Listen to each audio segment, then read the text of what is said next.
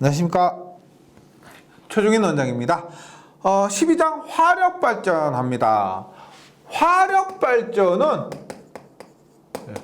말 그대로 불을 이용한 겁니다. 수력발전은 물을 이용했고요. 화력발전은 불을 이용한 겁니다.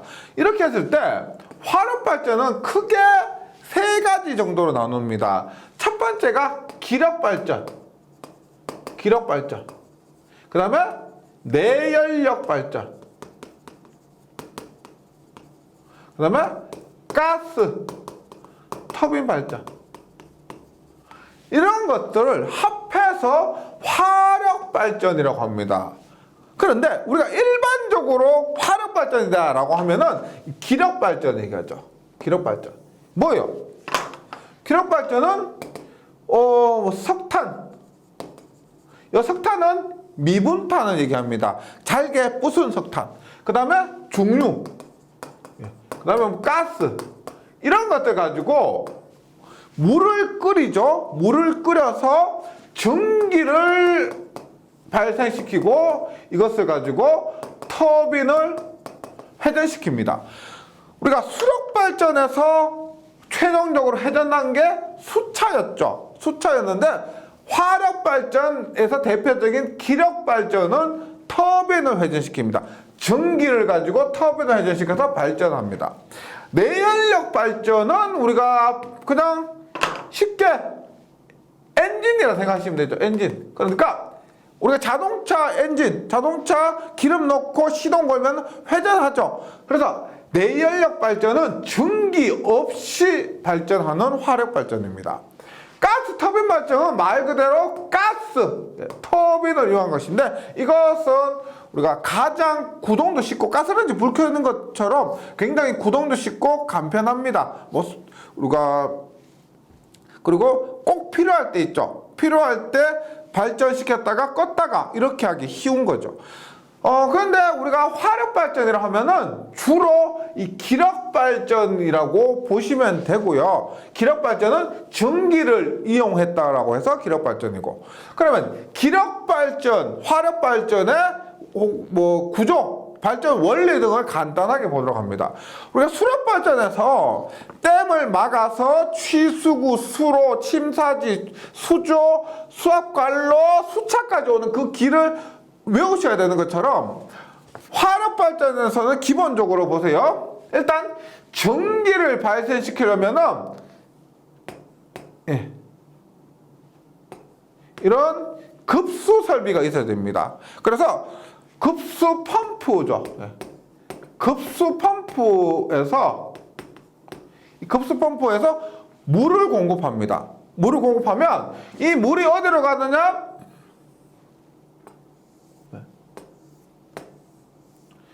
어디로 가느냐? 보일러로 가요. 보일러. 그리고 보일러에서 전기가 발생하는데, 보일러에서 발생된 전기는 좀 써먹을 데가 없어요. 그래서 이것을 좀 더 과열시킵니다.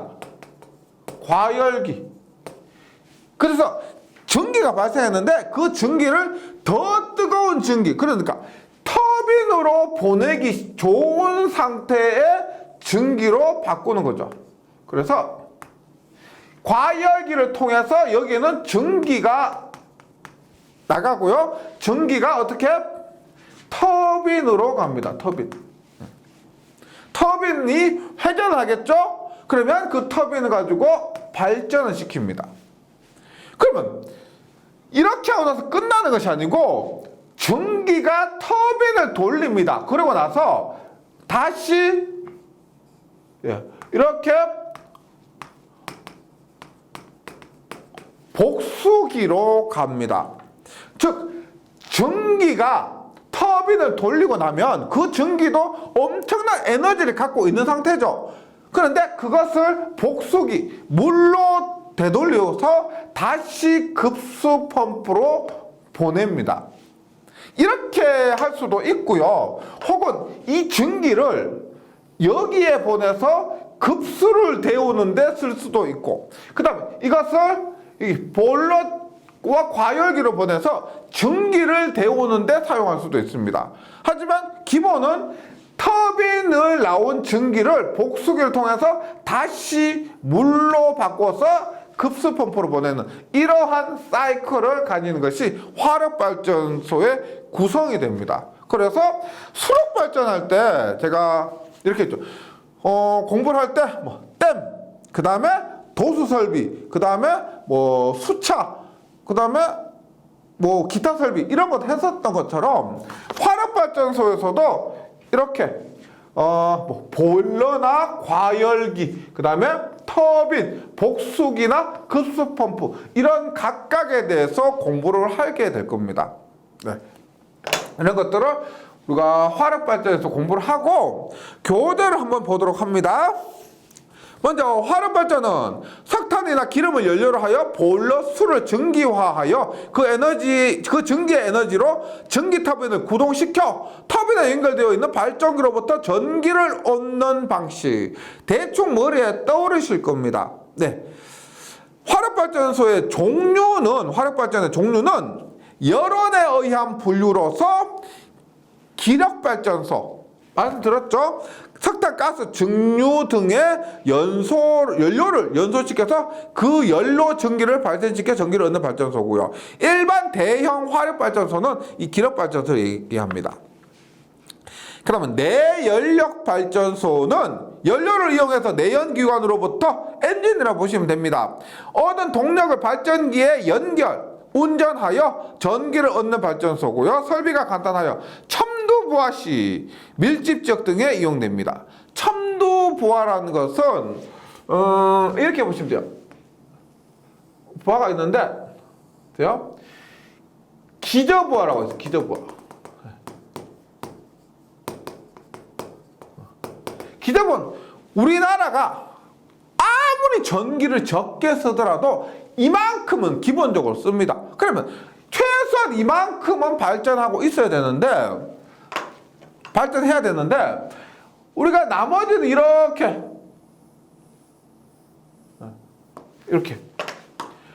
많이 쓰다가 적게 쓰다가 많이 쓰다가 적게 쓰다가 이렇게 굴곡이 있죠. 이렇게 했을 때 어느 정도 했을 때 보세요. 요런 부분은 평소보다 전기를 더 많이 쓰는 겁니다. 많이 써요. 요런 것을 우리가 첨두부하라고 그래요. 첨두부하. 이럴 때 늘 우리가 지금 말한 내연력 발전을 통해서 전력을 공급을 해줍니다. 혹은 양수발전, 수력발전에서 양수발전 이런 것들이요. 그럼 기저발전은 어떻게? 우리가 보통 원자력 발전이나 대용량의 화력 발전은 기저부하라고 해서 이것은 항상 이만큼 24시간 1년 365일 전력을 생산하고 있는 거죠. 네. 그래서 내연력 발전은 이런 곳에 이럴 때 전기를 공급할 수가 있다. 용도에 의한 분류는 방금 말씀드린 것처럼 첨두부하 발전소는 짧은 시간 동안 첨두 시에 첨두부하를 담당하는 발전소고요. 기저부하 발전소는 기저부하 발전소 및 상시 발전소는 한 해 동안 기저부하를 가지고 운전하는 발전소. 건설비가 고가일지라도 대용량의 고효율 발전소가 됩니다. 네. 이 부분은 원자력 발전에서도 다시 취급을 해드리도록 할게요. 원자력 발전이 기저부하이기 때문에 그때 다시 언급을 드립니다. 그러면 우리가 수력 발전할 때도 이제 구조를 하고 나서 뭘 했냐면 수력학을 했습니다. 베르누이 정리도 하고요. 토리첼리 정리도 하고 그다음에 수도 등에 대해서 공부를 했던 것처럼 화력 발전에서도 연력학을 공부를 합니다. 근데 연력학 자체가 당연히 깊이 들어가면 굉장히 어렵고 하지만 우리가 화력 발전을 최소한 이해하기 위한 시험을 위한 최소한만 공부를 해주시면 됩니다. 이 화력 발전 자체가 시험에서 크게 비중이 큰 것도 아니고요. 시험에서 나오는 부분이 한정되어 있기 때문에 그런 부분 위주로 공부를 하도록 할게요. 그럼 연력학에서 먼저 중요한 것이 열량입니다. 열량은 기본적으로 우리가 보세요. 860 킬로칼로리가 1kWh다. 이거 외우고 계실 거죠. 타 과목에서도 공부를 하기 때문에 1kWh가 860kcal다. 그 다음에 1칼로리가 4.2줄이다. 뭐 이런 것들이죠. 이것은 기본적으로 기억하고 계셔야 됩니다. 그래서 1kcal 열량에 대해서 이 화력 발전에서 나오는데 1kcal가 뭐냐면 물 1kg 물의 무게요. 1kg을 1도씨 올리는 데 필요한 열량을 1kcal라고 합니다. 또 킬로칼로리. 그런데 1칼로리는 4.2줄. 이런 것들은 뭐 기본적으로 좀 알아주시고요. 그다음에 1BTU가 있습니다. 1BTU. 이게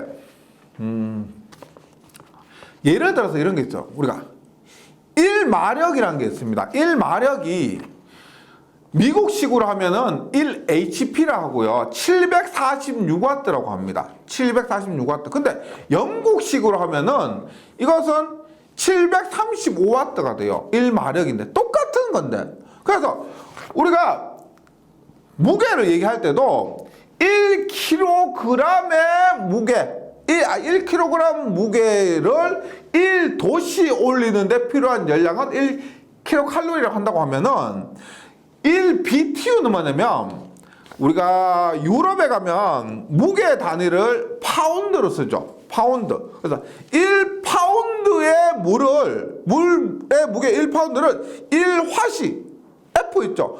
올리는데 필요한 열량을 1BTU라고 합니다. 1BTU. 이것도 뭐 간간히 시험에 나올 수 있으니까요. 그래서 이것은 얼마냐? 0.252kcal입니다.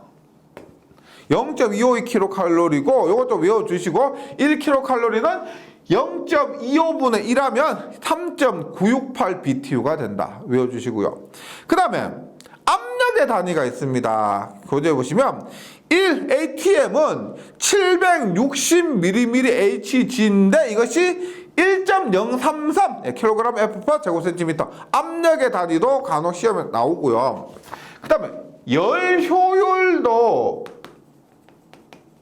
봅니다. 열 효율은 1-TH분의 TL입니다. 열 효율이라는 것은 즉 1-TH는 고온, TL은 저온입니다. 1-고온분의 저온인데 주의하실 거는 여기에서 말하는 이 온도는 절대 온도예요.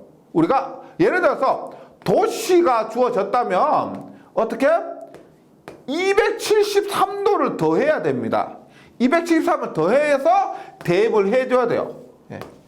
이게 우리가 여기서 얘기하는 온도가 우리가 흔히 얘기하는 그런 도시를 얘기하는 것이 아니고 절대 온도이기 때문에 만약에 이렇게 섭씨 온도로 주어졌을 때 273을 더해서 절대 온도로 계산을 해야 된다. 요것만 기억해 주시면 돼요.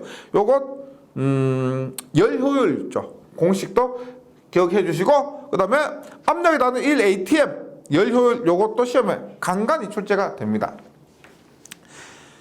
그 다음에 기체의 일반 특성입니다. 우리가 기력 발전을 하고 있습니다. 기력 발전 전기를 이용했어요. 그래서 기체의 특성을 간단하게 보는데 고체나 액체를 공부할 필요는 없습니다. 그럼 보세요. 우리가 일단 물을 가열하면 전기가 되죠. 이게 당연합니다. 물을 가열하면 100도씨가 되면은 물이 기체가 되는 겁니다. 전기가 되는데 이때의 전기는 스포화 전기예요. 스포화 전기. 뭐야? 습기가 있는 우리가 예를 들어 라면 끓인다고 해서 라면 물 올리고 끓이면은 그 전기가 올라오죠. 그 손 대보세요. 손 대면 손에 물기가 눅눅합니다. 맞죠? 그러한 전기는 물에서 전기가 되자마자 그 상태에서 전기는 스포화 전기입니다. 근데 이것을 더 가열하면은 건조 포화 전기. 건조 포화 전기입니다. 물기가 빠진 건조한 상태의 증기인데 이것을 더 가열하면은 또 가열하면은 과열 증기가 돼요. 이것이 뭐냐면 제가 처음에 그렸던 그림 한번 볼게요. 처음에 그렸던 그림에서 보일러에서 가열하면은 습포화 증기, 그 다음에 더 가열하면 건조포화 증기인데 터빈에 물기가 있는 증기를 공급하면은 터빈도 우리가 이게 철로 되어 있죠. 그래서 부식이 발생하고 효율이 별로 좋지 않기 때문에 이 과열기가 필수적입니다.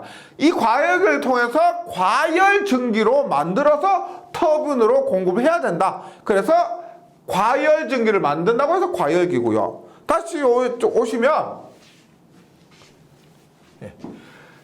과열 증기, 이것이 우리가 최종적으로 필요한 증기가 되는 겁니다. 그래서 교재를 한번 읽어볼게요. 기체 일반 특성에서 증발열, 잠열은 액체를 증발시키는 데 필요한 열량인데 1기압 100도씨에서 증발열은 1kg당 539kcal가 된다. 539kcal 수치도 예전에는 시험에 종종 출제가 되었었습니다. 최근에는 보지 못했고요. 그러면 포화 증기는 습포화 증기와 건조 포화 증기가 있는데 습포화 증기는 수분이 포함되어 있는 증기, 건조 포화 증기는 수분이 없는 완전한 증기인데 그 상태에서 과열 증기는 건조 포화 증기를 계속 가열해서 그 온도와 최적만을 증가시킨 증기입니다. 온도와 최적만 증가시킨 증기. 온도와 최적이 증가해서 터빈을 돌리기 최적의 상태의 증기다. 이렇게 이해하시면 되겠고요. 임계점은 경계점입니다. 결론적으로 증발 현상이 일어나지 않고 물에서 직접 증기가 되는 점을 임계점이라고 합니다. 네. 그 다음에 연락학에서 조금만 더 하면 용어가 있는데 엔탈피가 있습니다. 엔탈피 그리고 엔트로피. 엔탈피는 열량을 얘기해요. 열량. 그 다음에 엔트로피는 조금 정의 내리기가 조금 까다로운데 우리 여기에서는 온도분의 열량의 변화 이렇게 볼게요. 온도분의 열량 혹은 온도분의 열량의 변화 이렇게 봅니다. 그랬을 때 교재를 다시 보면 엔탈피는 뭐냐면 단위 무게의 물이나 증기가 보유하고 있는 전체 열량. 엔탈피는 이렇게 정의 내리기가 쉬운데 엔트로피는 기준 상태에서 어떤 온도에 이르는 사이에 온도 변화 사이에 일어난 열량의 변화를 그때의 절대 온도로 나눈 것. 열량의 변화를 절대 온도로 나눈 것입니다. 그래서 우리가 이번 장에서 많이 쓰는 그림이 있는데 TS 선도와 IS 선도입니다. 엔탈피를 우리가 I, 엔트로피를 S라고 합니다.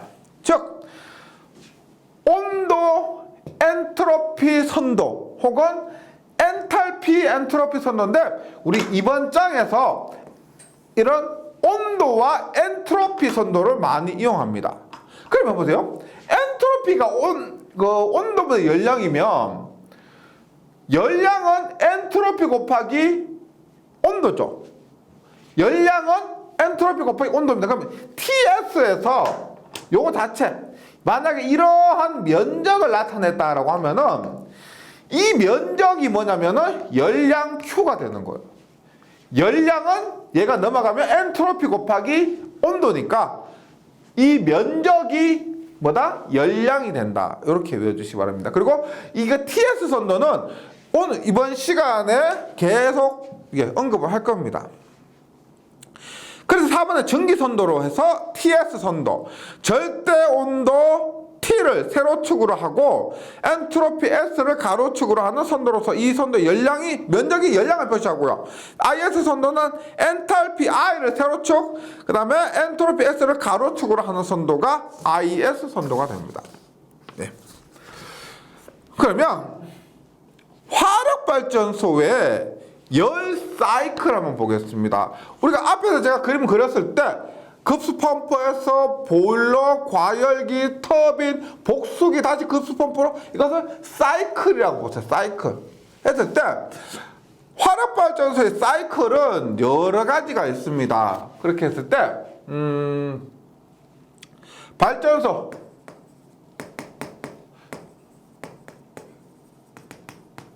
열 사이클은 첫 번째 카르노 사이클이요. 두 번째 랭킨 사이클이 있습니다. 세 번째 재생 사이클, 네 번째 재열 사이클, 다섯 번째 재생 재열 사이클이에요. 이번 시간에 이것을 공부를 하게 되는데, 일단 카르노 사이클은 이렇게 될 수가 없을 만큼 얘는 이상적인 사이클이에요. 사이클. 가장 이상적인 사이클. 그 다음에 랭킨 사이클은 기본 사이클이에요. 가장 기본적인 사이클.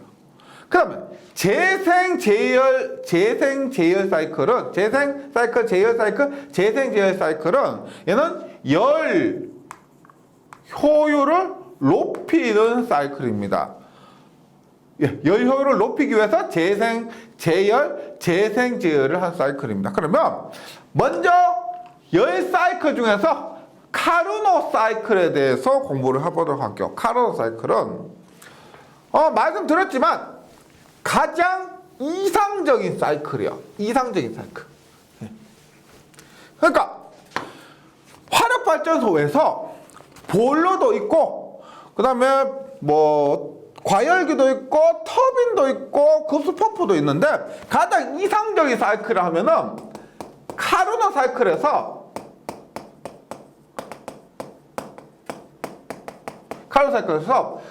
앞에서 말씀드렸던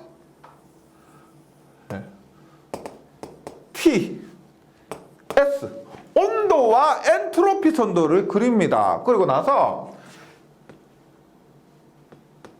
이런 식의 그림을 그려. 그래서 열 사이클 전부 구체적으로 설명드리긴 그렇고, 각 변이 의미하는 게 뭐냐면 이렇게 좀 외워주세요. 꼭 좀 외워주세요. 등등.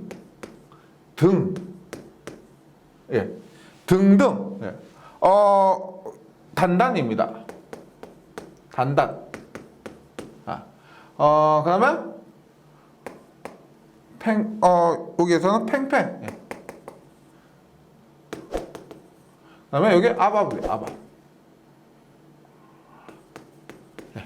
보세요. 의미하는 게 뭐냐면 이 부분은 등온. 온도가 같다는 겁니다. 온도가 같다. 그리고 팽창한다는 겁니다. 그 다음에 이 부분은 등온. 온도는 같고요. 압축하는 거예요. 압축. 그 다음에 이 부분은 단열. 팽창. 그 다음에 여기는 단열. 압축입니다. 이러한 사이클을 갖는 것이 카르노 사이클인데 실제는 우리가 이렇게 되기가 어렵습니다. 왜냐면 보일러가 간단한 것이 아니고, 그 다음에 과열기도 있죠. 그런 부분 때문에 이렇게 이상적인 사이클을 그릴 수가 없어요. 하지만 일단 여기에서 각 변의 내용들 있죠. 좀 외워주세요. 등원 팽창, 단열 팽창, 등원 압축, 단열 압축. 이것이 카르노 사이클이에요. 카르노 사이클. 네. 그러면 랭킨 사이클은 뭐냐면 가장 기본적인 사이클입니다. 앞에서 제가 그렸던 것 있죠. 그 화력발전소의 사이클, 그걸 가지고 얘기한 거예요. 보세요. 이걸 기본으로 해서 랭킨 사이클은 똑같이 TS입니다.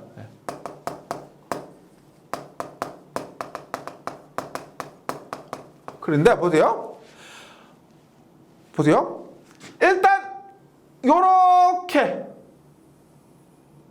된 것까지는 똑같은데 랭킹 사이클은 여기서 보세요. 이렇게 됩니다. 이렇게. 이렇게 되고 이렇게 돼요. 보면 보세요. 제가 처음에 사이클 그렸던 거를 한번 참고해 주시면 이 부분이 급수 펌프에서 이 부분이 급수 펌프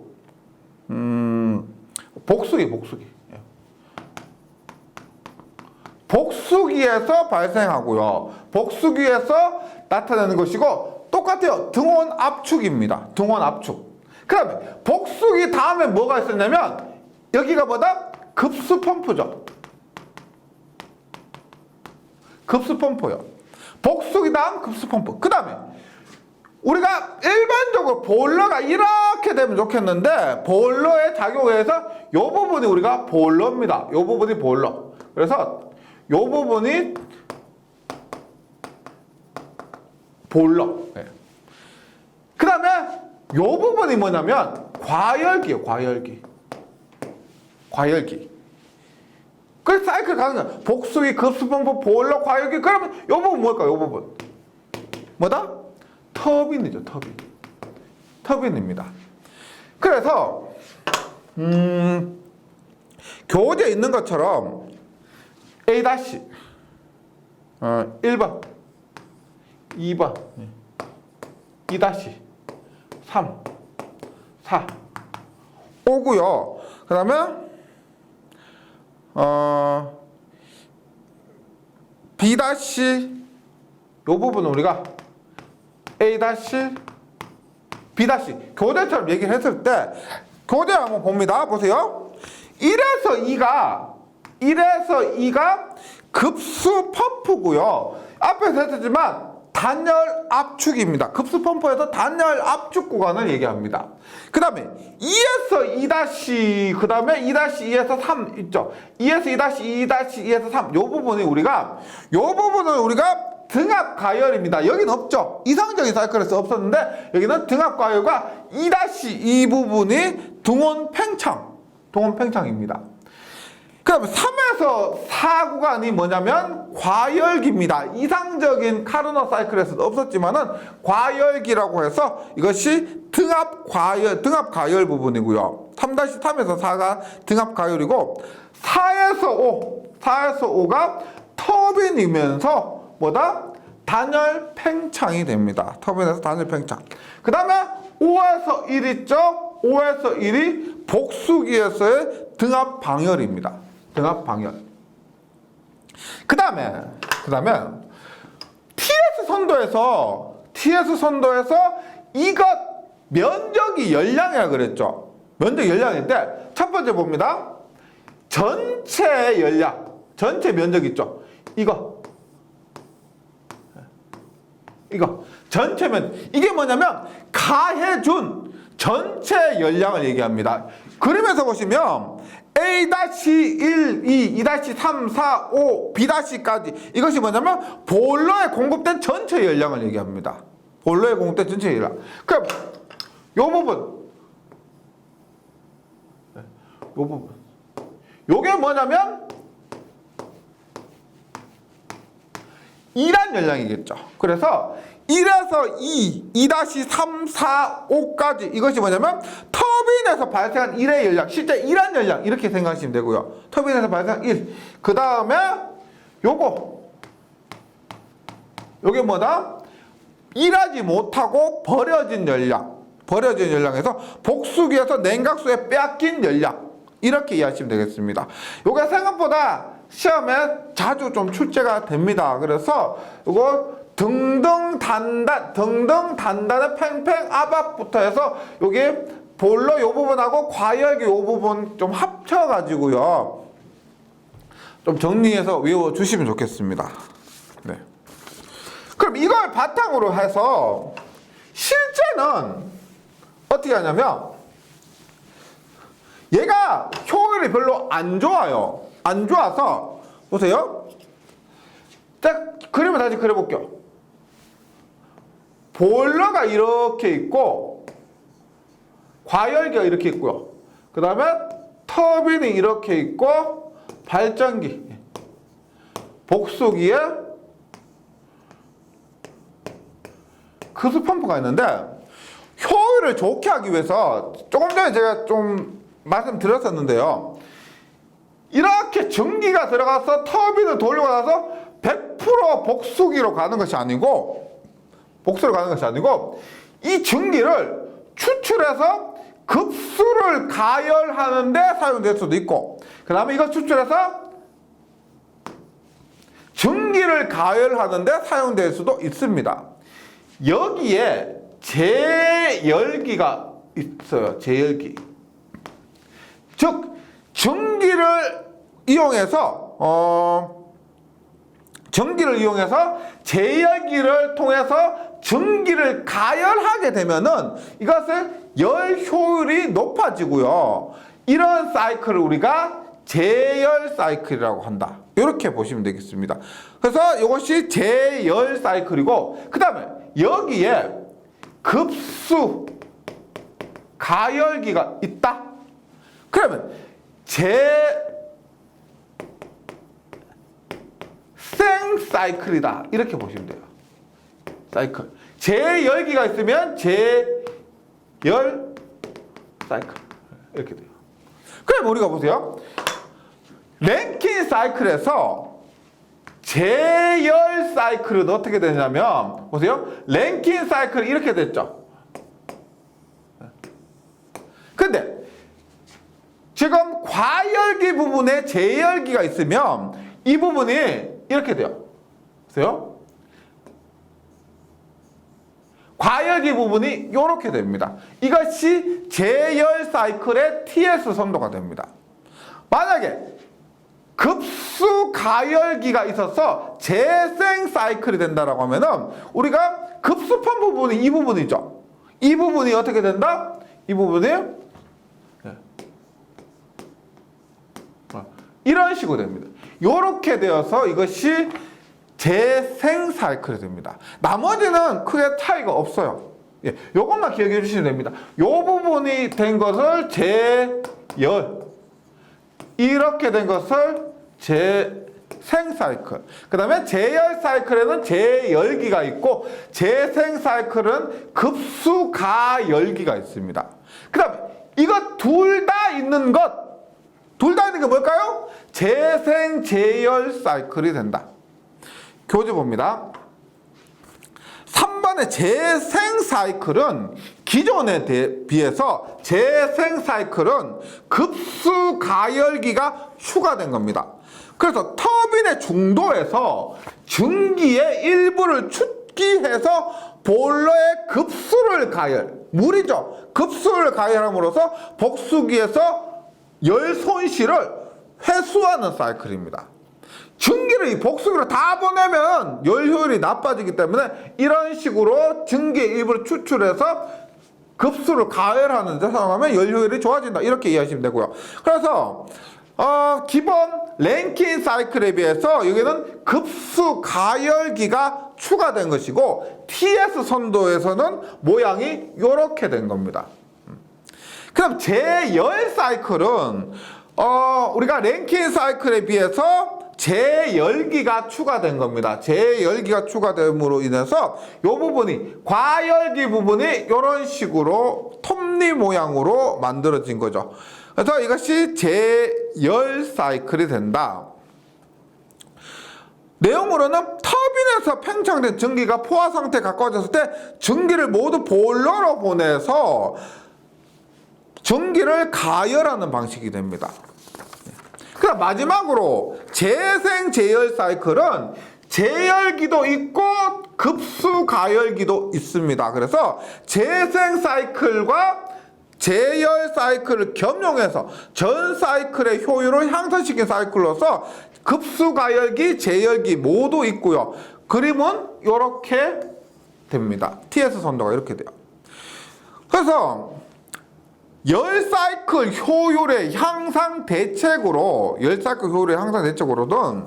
일단 터빈의 전기 온도 및 압력을 향상시키기 위해서 과열 전기를 사용한다. 앞에서 했었죠? 과열기를 사용해서 과열 전기를 사용합니다. 전기는 고온 고압이 더 유리해요. 고온고압이 더 유리하고, 그래서 과열 전기를 사용하는 것이 열 효율 향상 대책에 좋고, 그 다음에 터빈에서 연락차를 향상시키기 위해서 진공도를 높게 유지하는 것도 좋습니다. 그 다음에 터빈 출구에 배기 압력은 낮을수록 좋고요. 여기서 말씀드린 재생 제열 사이클을 채용하면 좋고, 그 다음에 뭐 절탄기나 공기 예열기, 다음 시간에 언급을 해드리도록 하겠습니다. 절탄기나 공기 예열기 등이 설치되면 전체적으로 열 효율을 더 좋아집니다. 뭐 절탄, 공기 예열기 이런 거죠. 뭐 전기를 이용해서 공기를 예열시키는 것이 공기 예열기입니다. 이런 식으로 조금이라도 열 효율을 더 향상시키는 거예요. 우리가 화력 발전소 자체의 효율이 굉장히 낮습니다. 에너지 100을 투입을 했을 때 발전되는 전력량이 30, 40밖에 안 돼요. 그러니까 조금이라도 열 효율을 향상시키는 것이 중요하고요. 그래서 이 화력 발전소에서는 뭐 제열기나 급수 가열기처럼 이런 효율 향상 장치가 많이 들어갑니다. 네, 이번 시간 여기까지 하고 다음 시간에 이어서 설명드리도록 하겠습니다. 잘 정리해 주시고 다음 시간에 뵙겠습니다. 수고하셨습니다.